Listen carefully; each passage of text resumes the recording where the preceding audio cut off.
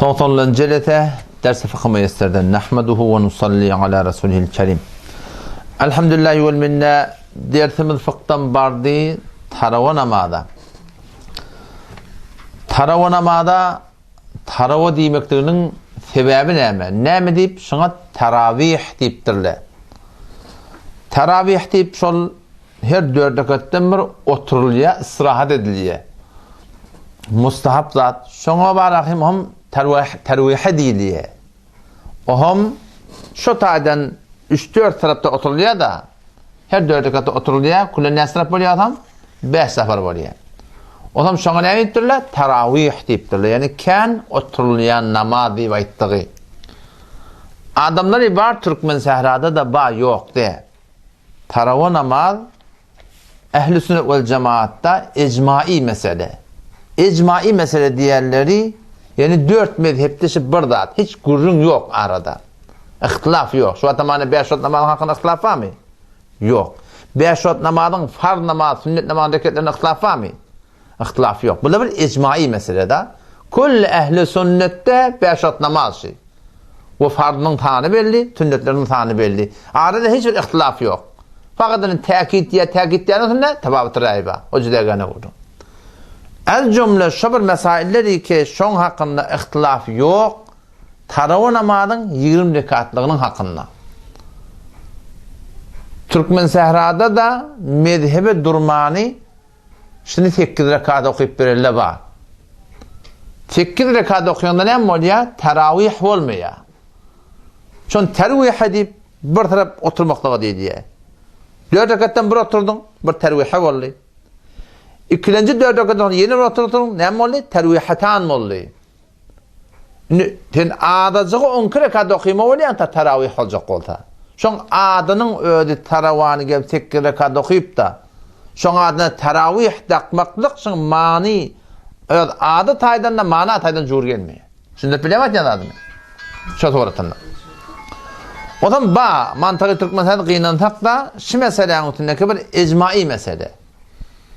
Yani kull ehl-i vel cemaatta icmai mesele taravih 20 rekat. Gelip şimdi 8 rekat okuyup 8 rekat sünnet deyip o şun hakkında da cozba yararlı da var Türkmen sehrada. Şimdi doğru izinde şu cozba ba. O şu doğrultuda ben şahsen şun ödülünü gurunda işte oldum. Sen ne beytiyen bunu dedim.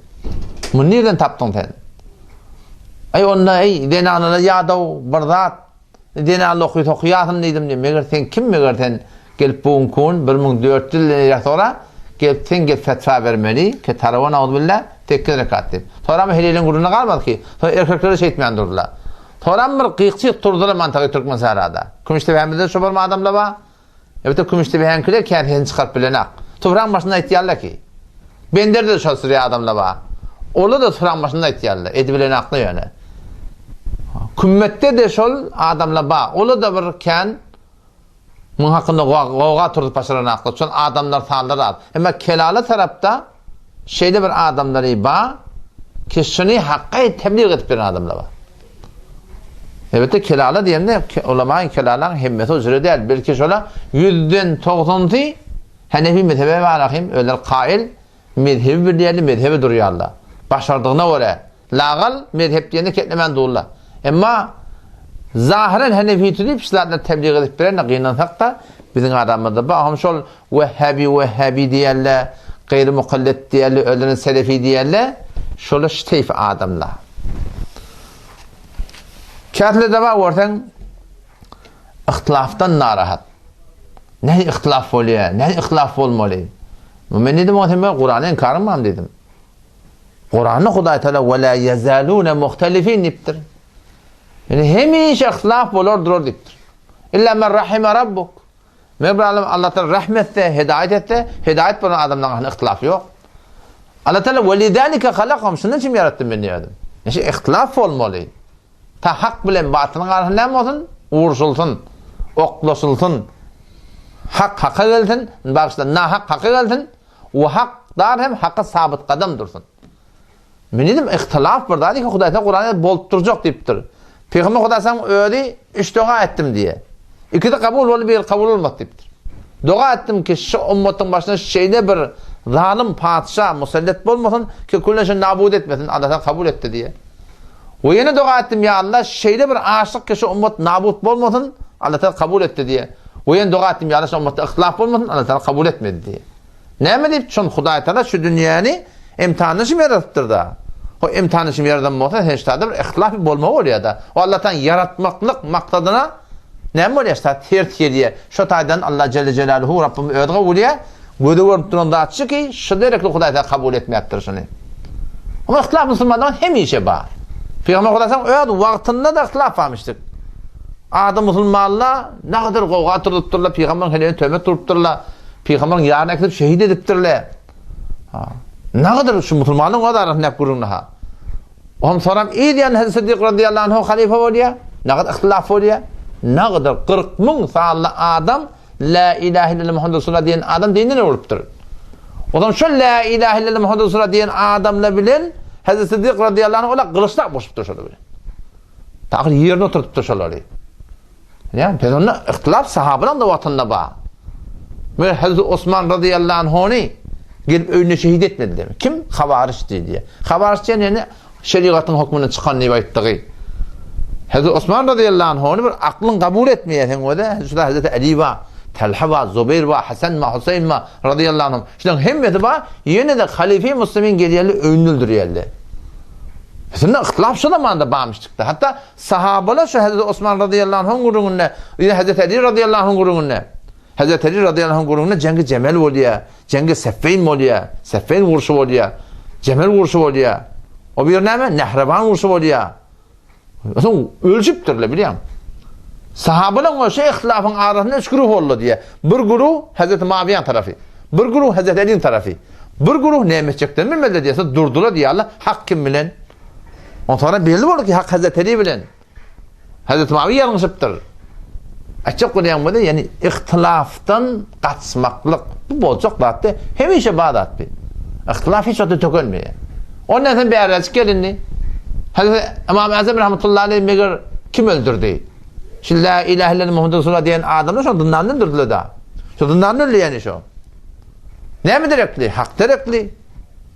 Hak direktli. Mu'tezile edip bir cemaat çıktı ki padişahlık sorunlarına düştü. Kulun padişah da öldürdü. Hükümet sorunlarına. Emma şola na hakkı durmayacak olup, na hakkı hava demeyecek olup İmam Azam rahmetullahi aleyhi adamlar. Fakat akideti meselelerde ehl-i sünnetin şu anırdan gelen bir sürgünü var. Akideti taydan. Şolara hava demeyeni şunulata beydi şey zınnan sattılar. Ahırda 80 yaşında zınnanın dünyadan gidiptir. Bundan ihtilaf bağmış, çoğu atlarda bağmıştık yani. Yani Berraka'dan Ahmet bin Hanbel rahmetullahi aleyhi. La mele-i amda teşvir bu yolun ona geçip alaka bir güdüme tükürdü. Tüften güdüme giren yolun ne mi biliyor bir yere girerse o tadan bir şeydi, bu tadan bir şeydi. Bir çağrıdadır 20 adam oturup el çarpıp hörük höşelep "Ey falani Vehhabi getirdi" de gümen etmedi orada bir çağrıdan geçeydi. Geçer mi? Kıyındır hör geçmeyemedi. Ama Ahmet bin Hanbel rahmetullah şu bir ulukon şahsiyeti bir meleği am bir ulukon stadyum yalık adamla uyuşup duran yerine orta alıp şunu vurup durlar. Şallak bilen vurup durlar bilýän. Näme diýip? Sen falan kefayet diýen dolanşynda. Dolanmapdyr o da. Başça deli getirme dolanýan etdi. Bizden açık bolýanmaz, yani men Reşdi Sohan başary çık gitdi. Açık bolýanym ihtilafdan gaçyp bolmaýar. Eger ihtilaf hel bolýan bolsa, sen önce ödüň bilen ihtilafyň halet. Sen şu öd neftiň bilen ihtilafyň halet hel bolarmy şu? Haçan bolar biziň neftimiz Hudaýa we Peýgambere ters durmasyn. Bolarmy şu? Bolmaýar dämi? Tökünmeýär şu. Hudaý Taala innen nefse la ammaratun bis-su dipdir. Beter telekeşerge bürýär dipdir. Nefsin öde ýagdaý şu. Pedonna sen ödüň bilen ihtilaf töküp başarmaýan bolsaň, sen hiç ota jamaada ihtilaf töküp başarmarsyň. Näme etmeli ha? Dua edip şu öz mezhebindeki bağdada gaýym durup sagaman öwe gitmek gerek. Şeňşe sabit adam durmaklyk maksatda nik bir gelir ya gelmer kabul eder ya bu da tabii da. Bu da awwalana barmışdyk. O Salih Çelef'te Türkmenistan Osmani Vehhabi otturlaşlar. Awwal ýokmuş kim görüň. Osmani Vehhabi Salih Çelef'te bilasan hiç gaýym dünýede ýokmuş o. O wol optur, gurrun optur. Mawlud ortak edipdirler. Mawludun önünde durupdurlar. Nazarahum Mahri Galincik Allah rahmet etsin benleri. Şu okuyan Mawlud Hanyň köden din satmak diýip kitap ýazypdyr. oklaşıpdırlar, aýdyşypdyrlar, diýişipdirler. Ama çok önem külli suratynda ihtilaf hemişe ummatda bolar durar. Yani biz näme etmeli? Dua etmeli, ýalyma hak köküt. Tawfik bermeli, hakka duraýyn. O batıl köküt, ýaly tawfik batyldan gaçaýyn. Özümüz sabit kadam durmaly. Hanam adamı bilen gabat, jaman gabalyny bil näder emizden gelse şol işi eders, aýdars diýers. Gelir gelmedikde näme? O da näme? Öz halanda sen näme milletine zorlap näme ýola götürüp bolýam näme? Şeýdem. Allah temja tawfik bersin. Namaz tarawan gurduňy. O şu durda Peygamber aýdypdyr, "Men qama Ramazana imanan we ihtisaban gufira lehu." Her kimi ki araday iman ýüzünden we sowap hantama bolmaklyk ýüzünden, ihlas bilen Allahdan sowap hantama bol, şol aradasyna gaýym, gizletine de barahim, tarawatna, ibadetine gaýym bolsa, gufira lehu ma taqaddama min dembi. Ondan awal näme günä eden bolsa şoň bereketine bagyşlanjak diýipdir. Ha, bir dapaýyn haqqon nasba. Onu hetmin ödemeli ve tövbe etmeli. Yani serfen tövbe edenin bilen hakkın nas hiç çokta mahvolacak. Allah temizce tevfik versin. Vesselamu aleyküm ve rahmetullahi ve berekatuhu.